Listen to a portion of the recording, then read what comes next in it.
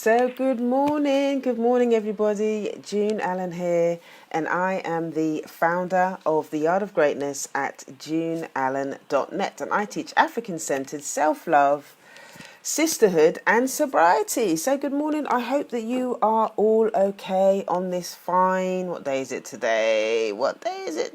Tuesday. It's Tuesday morning. Hi, thanks for joining. So today I want to talk about sleep. Okay, I want to talk about more tools for sleep. I've been seeing quite a lot of posts about, people struggling with sleep, people struggling to get to sleep, staying asleep, all that kind of stuff. And I'm in that conversation as well. I've struggled with my own sleep as well since lockdown has happened. So I just thought it would be a good idea just to jump on and just share some of the stuff that I've been using to have a better sleep, and hopefully, you'll find it useful so that you can feel a bit more peaceful as well and feel a bit better rested. So before I get into that content, I'm just going to share a little bit about what I do for those of you that don't know anything about me or my work. And I'm also, hi Angie, thanks for joining. And I'm also going to share a little bit of housekeeping. So for those of you that don't know anything about my work, I'm a mum, I'm an entrepreneur, I'm also a student psychotherapist, I'm a retreat facilitator, a speaker, and I teach African-centered sisterhood, self-love and sobriety.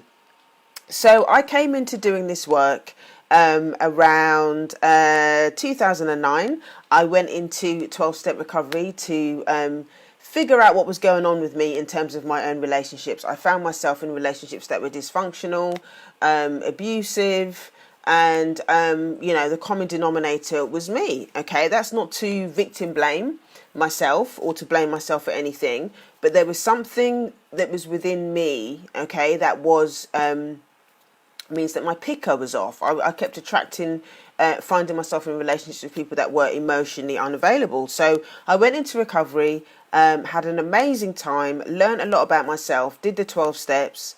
But what was missing was the cultural context. Going into recovery from addiction is not just about substances, not just about drinking drugs, it's also about people. It's about compulsive behaviours at the end of the day, whether it's drink, drugs, people, sex, food, whatever it is. It's about compulsive behaviour or avoidant behaviour. It could be the opposite as well. It's not just about binging on things. It can also be like a chronic avoidance. So it was important for me to basically go into recovery to kind of figure out what was going on with me in terms of these relationships. But what I realised was there was no cultural context.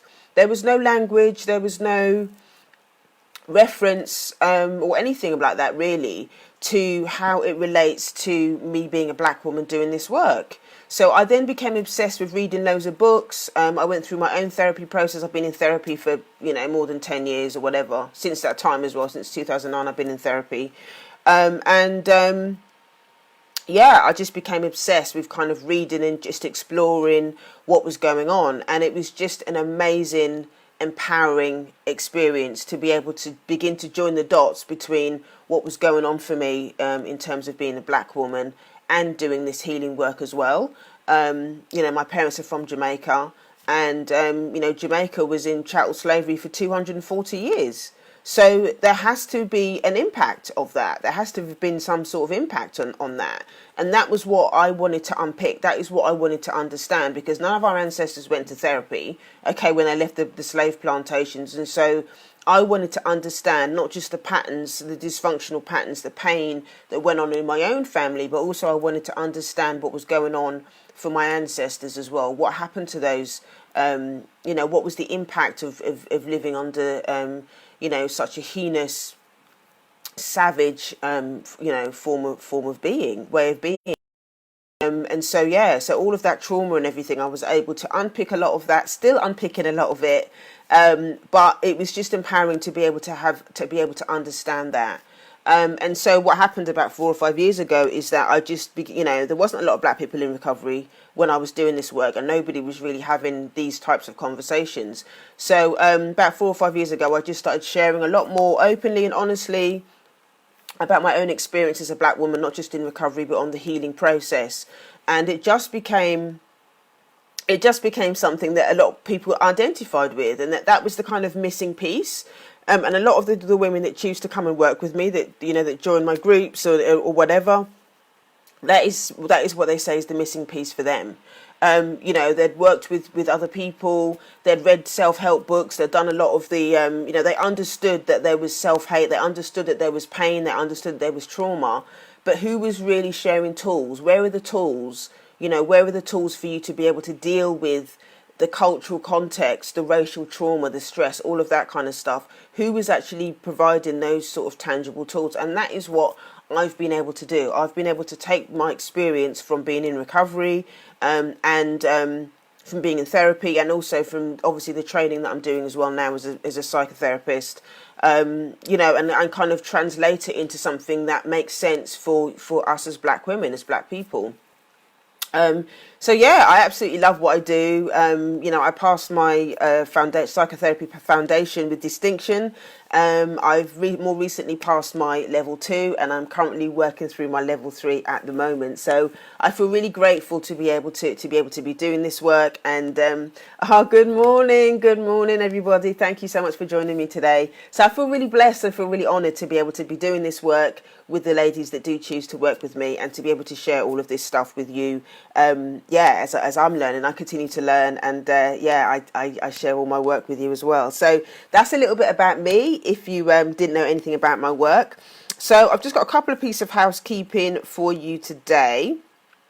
Number one is that this Saturday I have the Living in Love book club. We are currently working through this amazing book.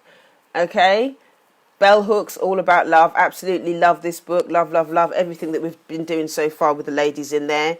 And this Saturday is all about, the topic is love as a core value. Okay. How do we practice love as a core value? So we're studying chapter 6 at the moment. And so we're going to be looking at, how we can practice love as a love ethic. We're also going to be looking at, the work of our ancient ancestors as well, in terms of the 7 principles of Ma'at. We're going to be looking at how the principles of Ma'at is actually included in that conversation. I'm probably going to do a bit of a live stream on it as well this week at some point, but we're going to be having a discussion alongside what Bell Hooks is talking about. So that's kind of like the cultural context that I wanted to bring that in, because she doesn't really talk about that in the chapter as such. So I like to bring in the cultural aspect of it and use the wisdom of our ancestors to be able to do that. So if you'd like to join us for the book club, this is this Saturday. At 10:30 a.m. London time. You can click the link in the bio, go to heal.juneallen.net. That's heal.juneallen.net. That's heal.juneallen.net. So the second piece of housekeeping I have is that, for those of you that are struggling with how to look after yourself, how to love yourself, and just some really, really simple ideas for you to begin to do that. I have a simple self-love bundle that is currently on offer. It's only £10 versus £27. And I thought it was just a really nice way to give all of you some really simple ideas as to how to take care of yourself. There's some videos in there, how to have a better relationship with yourself. And more importantly, there's 101 different tools, 101 different ways that you can love yourself. And there's cultural things in there as well as not just, there's cultural things in there as well as just general ways that you can take care of yourself, that you can love on yourself. Okay. So if you're interested in getting that offer, then you can click the link in the bio and you can get it there. Okay. So that is the housekeeping for today. So for those of you that have just joined, my name is June Allen and I am the founder of the Art of Greatness at juneallen.net, and I teach African-centered self-love, sisterhood and sobriety. So today's topic is tools for better lockdown sleep. Okay, tools for better lockdown sleep. Now, I had to do this live stream today because I've been seeing a lot of things on my timeline from people that are struggling with sleep, can't get to sleep, can't stay asleep, just really, really struggling. So I just wanted to come on and share some of the things that I use, some of the tools that I use to have that, to get a deeper, much more quality sleep within this lockdown. Now, first thing that I want to say is I think it's important not to minimize the fact that we are going through something that is traumatic. Okay, there's a global traumatic thing that's going on at the moment, and I think it's important not to minimize that. So you are going to feel anxious. You will feel bit out of sorts. There's going to be loads of different things that you're going to feel, okay? And that in of itself is going to disrupt your ability to sleep. Hi, Emmeline, thanks for joining. The other thing that I would say is that, if you experience, trauma or difficult things, okay, if you grew up in a household, as an example, or even just, living under the system of racism, that, the whole fact that we're in this traumatic place at the moment means that is something on top of the difficulty that we may already have been experiencing.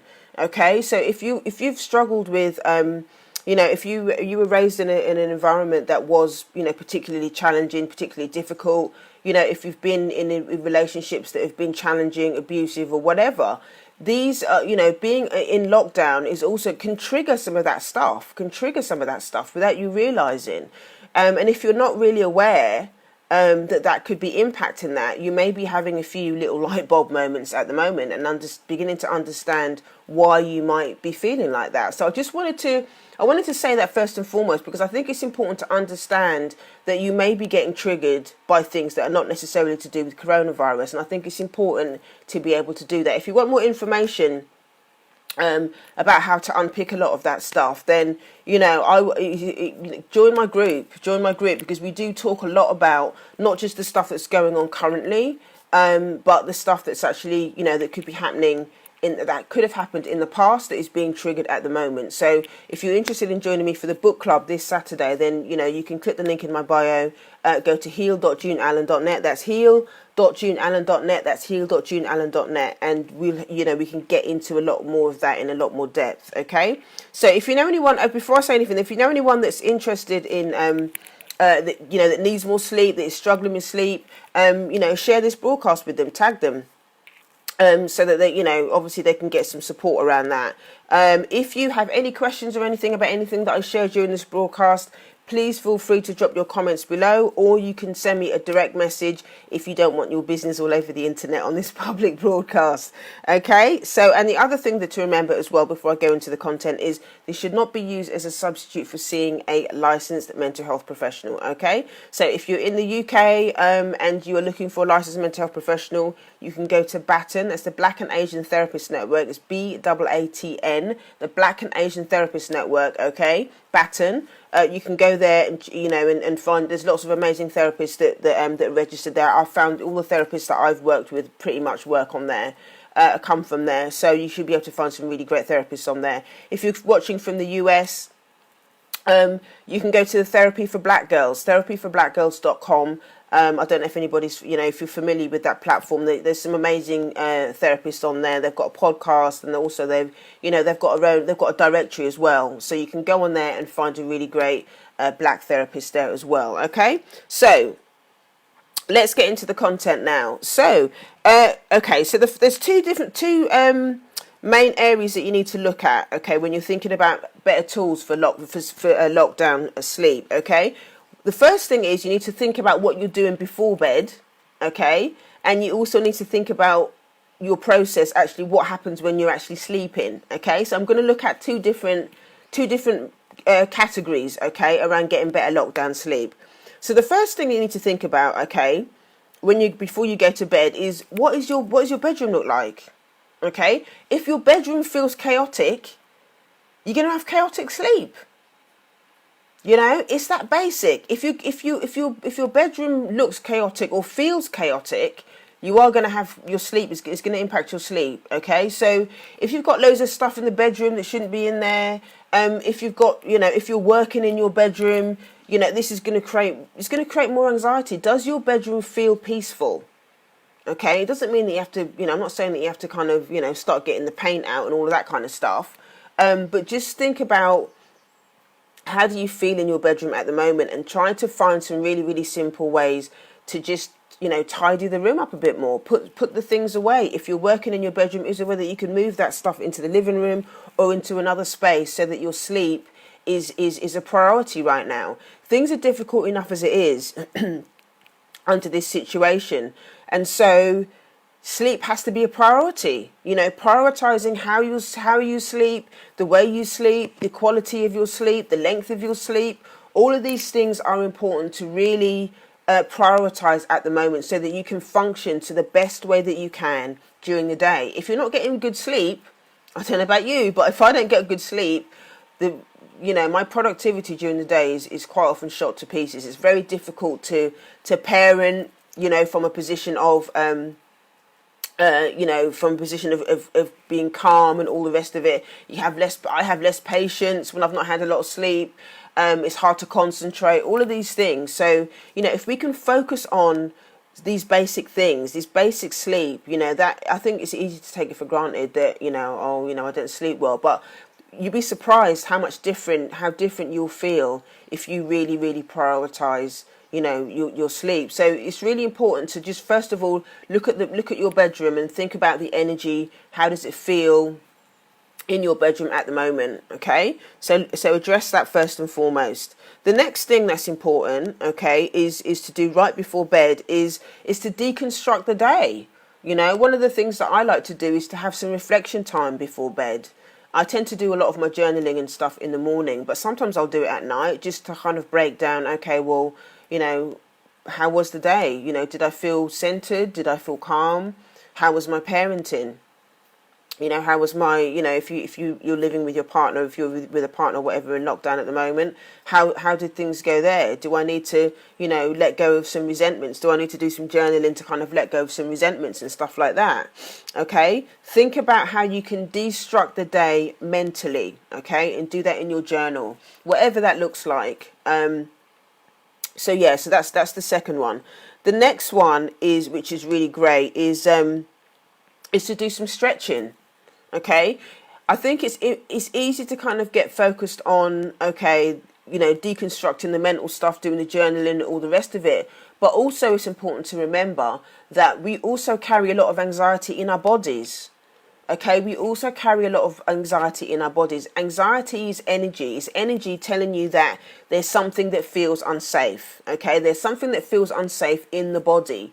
And so doing some sort of physical work, whether it's yoga or, I have a trampoline in my room. Sometimes I'll jump on that for 5 minutes if I'm feeling really anxious. Or sometimes I'll do shaking meditation before bed. Shaking meditation is literally just putting on meditation music and just allowing your body to move.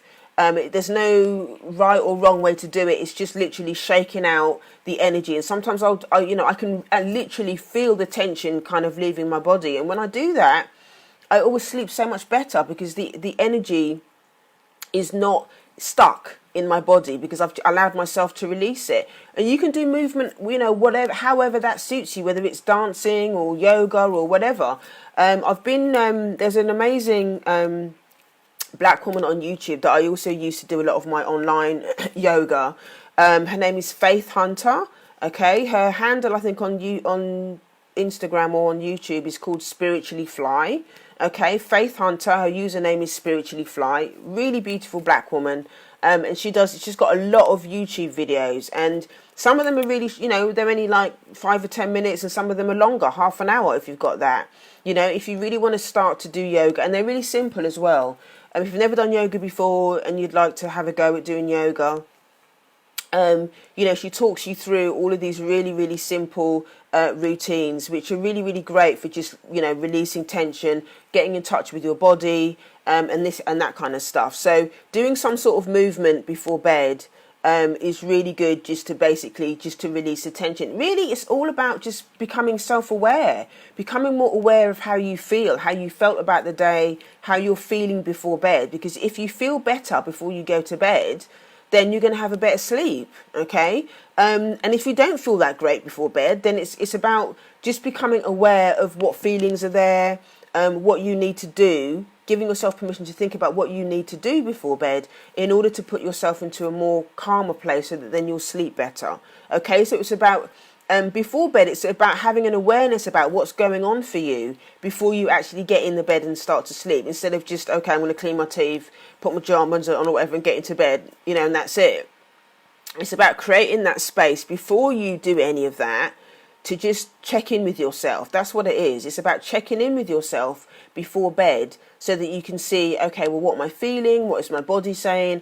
And through the process of journaling, stretching, all that kind of stuff, it just increases the awareness that you have around yourself, around your body, so that you can then, do the next right thing for yourself so that you have a better sleep, okay? So stretching and doing the body work, however you choose to do that, is really important, okay?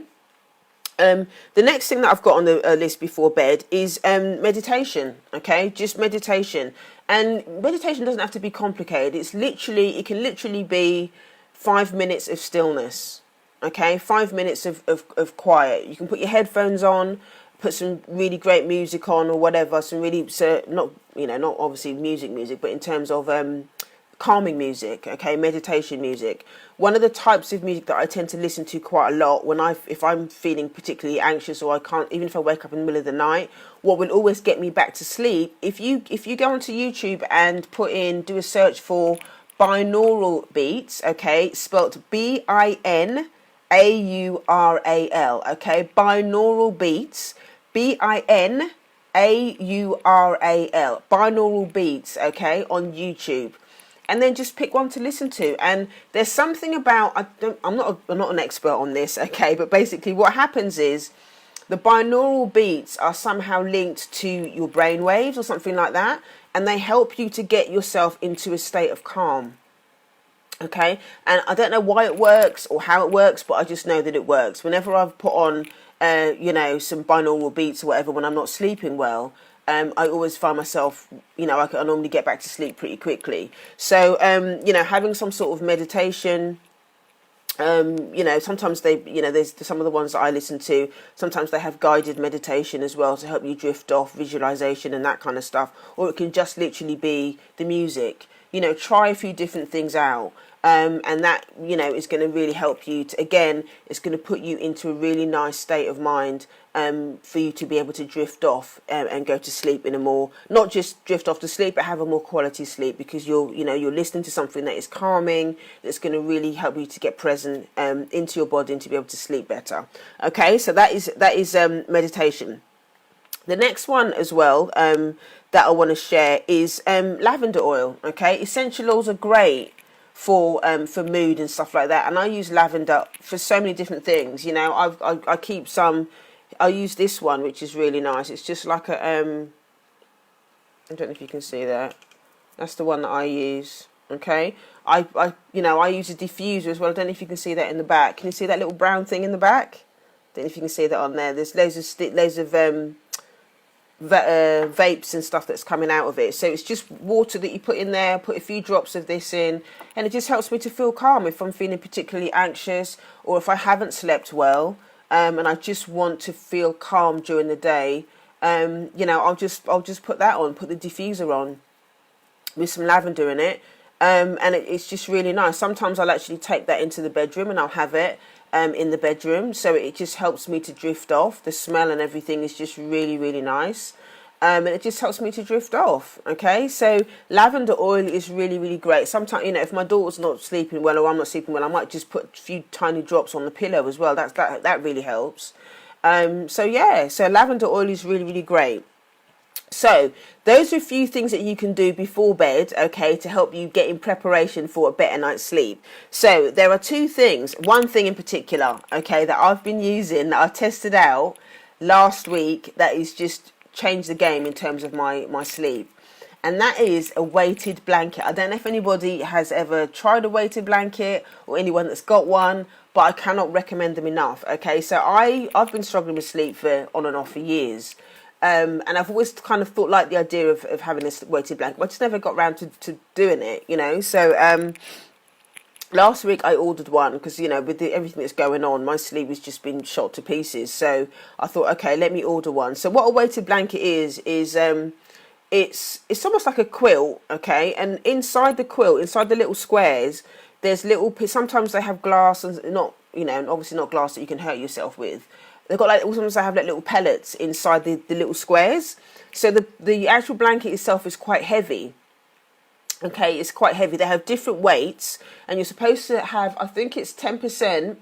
you buy the blanket that's about 10% of your body weight. It depends on how you want to do it.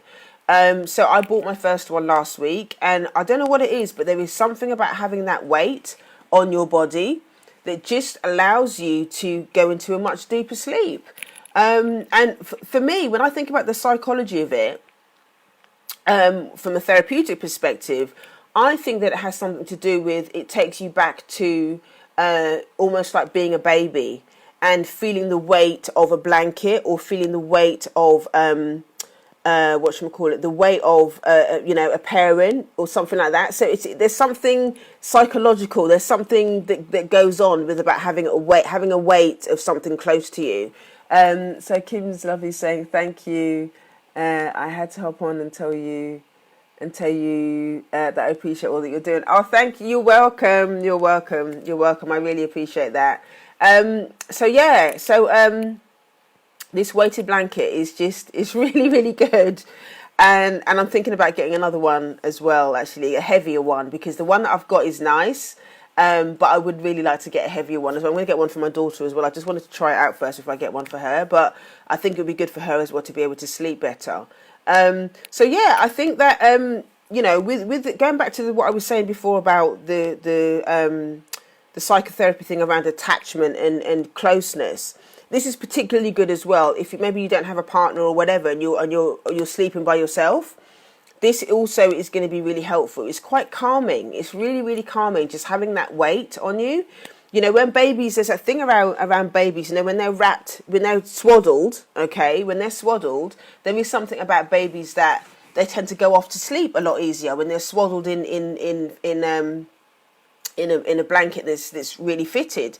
Now, from a psychological perspective, I think that's also to do with feeling comfort inside the womb.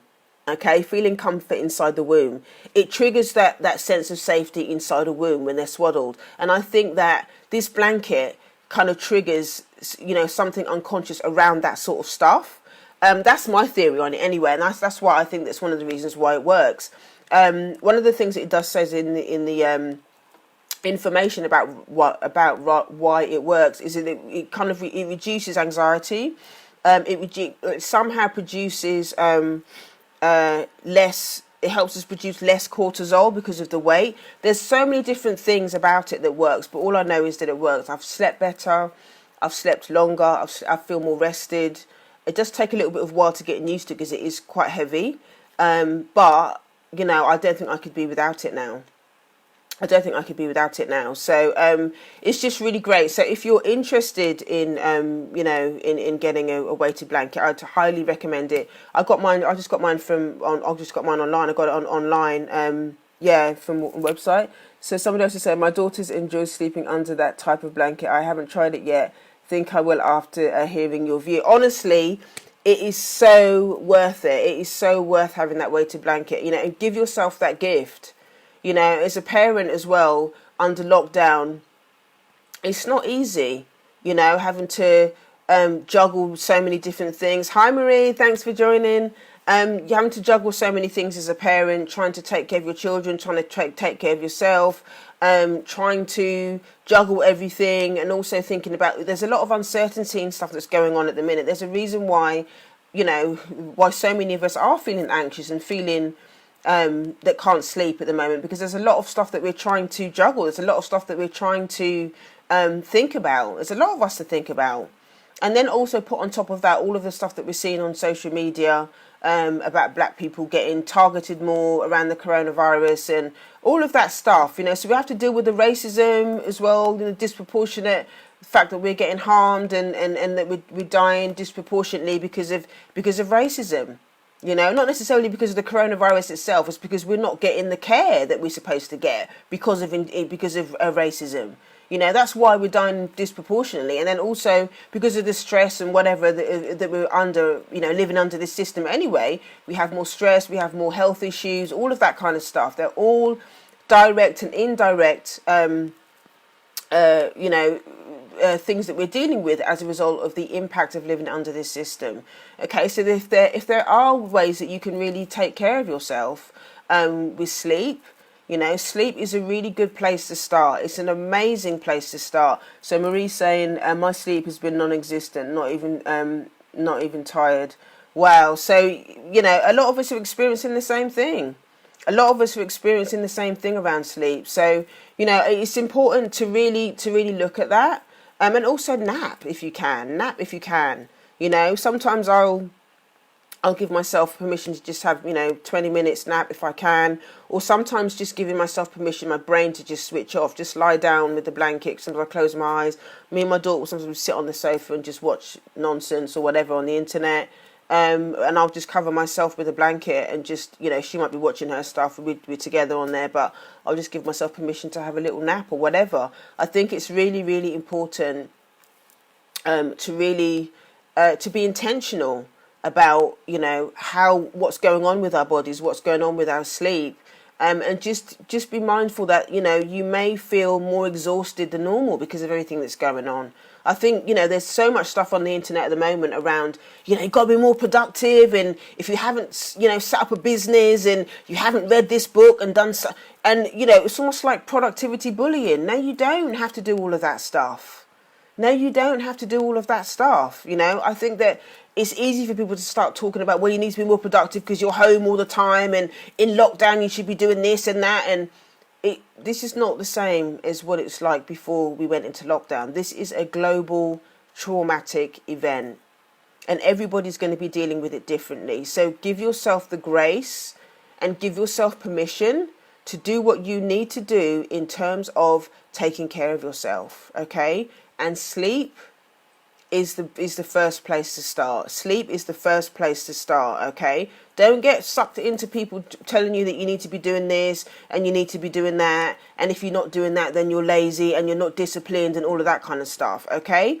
You are going to feel more tired. You are going to feel more anxious. You are going to feel, you know, your brain is going to be feeling foggy and all over the place because we are in a really difficult situation at the moment, okay? So if you can really focus, make sleep your priority at the moment, not just when you're actually sleeping, but how you can create calm around sleep. How can you set yourself up for a good sleep, okay? So for those of you that have just joined, I'm just going to run through, okay, do a quick recap of the things that I've spoken about, okay? So there's two areas that I want you to think about, okay, when it comes to sleep. What you're doing before bed and what you're doing when you're actually sleeping, okay? So the first thing is your bedroom. Look at the mess, okay? Is your bedroom chaotic? Do you need to tidy up your bedroom? Do you need to put on some more sheets that are comfy? Is your bed in a nice position? Have you got clothes all over the place? Are you working in your bedroom, okay? The first thing to do is to make sure that your bedroom is peaceful, okay? The second thing is make time before bed to deconstruct the day. So you do that through journaling. Just give yourself permission to kind of deconstruct it. Think about what worked, what didn't work, you know, what was a challenge, how were your relationships or whatever. Journal all of that out. Journal that out, just not from a place of blaming yourself or beating yourself up. It's just a reflection tool for you to use so that you can actually get all that stuff out on paper so that you can go to bed and feel more rested, okay? The next thing is meditation. Okay, lots of meditation on YouTube. Look up binaural beats. Okay, the next one is to stretch. Okay, do some sort of movement before bed so that you're releasing the anxiety from your body. I made reference to a wonderful black yoga person, Faith Hunter. Okay, Faith Hunter. She is an amazing yoga teacher and she's got loads of videos on YouTube, so you can use that. Okay, stretch, get that tension out of your body before bed. Okay, the next thing is using lavender oil. Use essential oils to help you get to sleep. So whether it's you're going to put a few little drops on your pillow or whether you're going to put it in, use a diffuser, that's what I use. Use essential oils to help you get into that place of calm, okay? So that is the stuff that's for you to think about before bed, okay? When you're actually sleeping, the main thing that I've been saying about is obviously talking about this weighted blanket. You can buy them online. I got mine from Amazon. And I think that they're quite, mine was on offer actually. I think I got mine for I paid about £60 for mine. You can get different weights, different sizes. But I got the biggest one possible. But I think I'm going to get another one that's heavier. So yeah. So weighted blanket, amazing. Okay. The last thing to think about in terms of when you're during the sleep, make sure the temperature is right for you. I love my heated blanket.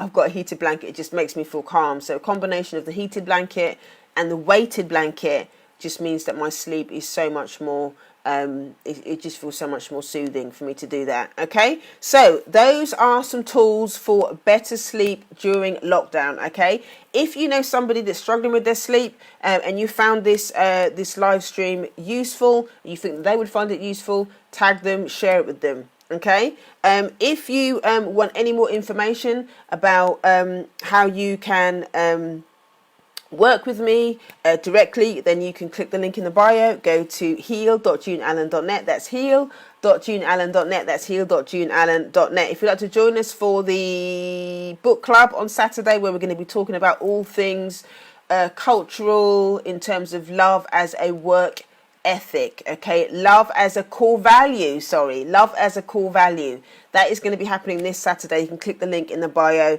for that. Yes, this will be saved for 24 hours, so you can watch it again, and then obviously they come down and then they'll go into my